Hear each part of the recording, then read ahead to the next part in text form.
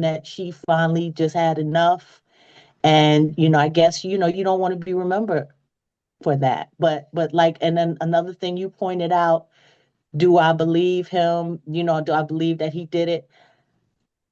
It was at first, I'm not going to lie. I was like, I don't know. These people, they want money, whatever. But the one thing that made me turn my mind around and I was like, okay, this is too much was when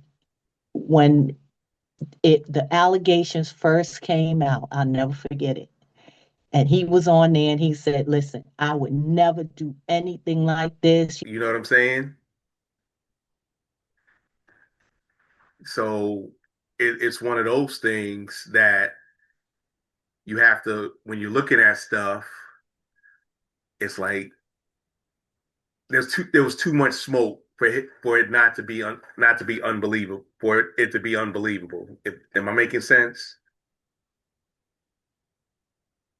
Exactly. I think that video did him in though. I mean, because after that, he went from I would never do this, these, people money and da da da da da to when that came out, then he changed his tune. He was like, look, I was in a dark place, I was going through some stuff. Nah, you should have said that in the beginning. Just be But real. but he thought he could weasel his way out of it, and that's a whole nother story. Miss Dream, what's going on? Welcome back to the show.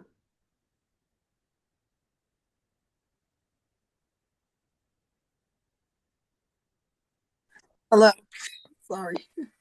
So with the situation with what's going on and people in difficult relationships, Miss Summer and I were talking about, you know, did he do it? And we both came to the conclusion, yeah.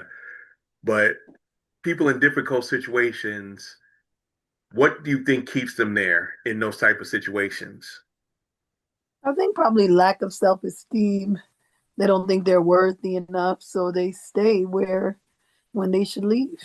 I mean, there's a variety of things, but for that particular situation, it's not like she had really any real ties except for maybe probably the money, the lifestyle. But it's not like they had children together, any of those things. So it's almost like you're there because your lack of self-love and your lack of realizing you're worth more than being sexually abused and taken advantage of. So I think that's the reason why a lot of women stay until finally, because that's why the video was it for me. She was literally running. That's why I don't even understand why people question her claim of abuse. That video, you're running with your shoes off to a hotel elevator, and the way he beat her, like that was like you've done this before. That wasn't a first time beat down. So whatever they say and whatever the reason is, she was clearly fearful for her life. And at some point, it was just you were playing a role, so you were afraid and fearful and totally. You were always being abused, but the abuse just got so bad you couldn't get away, and that video was proof of that. Yeah, but that's like I said, it you get into situations to where you are not, you know, you're not looking at what's going on, but what you're getting out of it. Like you said, there was a lot. There wasn't kids, but there was fame and money, and he had the power. Because most of those situations, it's about power and control. If you got power and you can control folks, then a lot of times it's a little harder for them to leave. But in her situation, um, in her situation, we have to look. I look at it from a different viewpoint. Is that yeah, she should you know she was sort of a victim, but then how much is it was it victimhood? And we had to it's tough not to look at it from different angles. It's not it what the whole situation is not it's not as simple as we would want it to be. Go ahead, Miss Summer.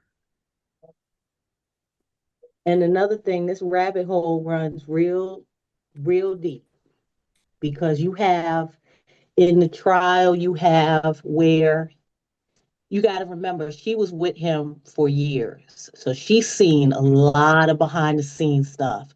She has seen him uh, use his power to manipulate people. She has seen him take control over people, looking at somebody and saying, you know what, I'm going to dominate them, and watching what he does. So there's a certain fearfulness with that she's seen over the years. So that could have been very crippling too for her to feel like she could walk away if she's seen him demonstrate different types of domination.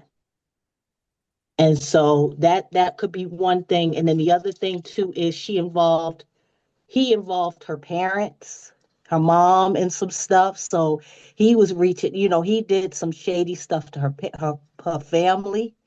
So, Of course. and then you got to think about the last aspect and piece to the puzzle of this. He threatened to release her tape to people. So he was all in her head.